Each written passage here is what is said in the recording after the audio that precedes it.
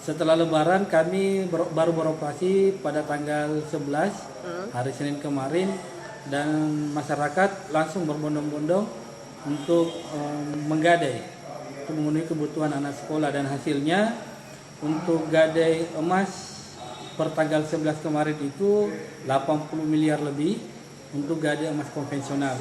Sementara untuk mikro konvensional itu 335 juta. Dan untuk rahan gadai syariah itu 10 miliar lebih, dan untuk mikro syariah itu 60 juta. Pak, ini kira-kira kenapa Pak masyarakat berbondong-bondong untuk menggadaikan emasnya?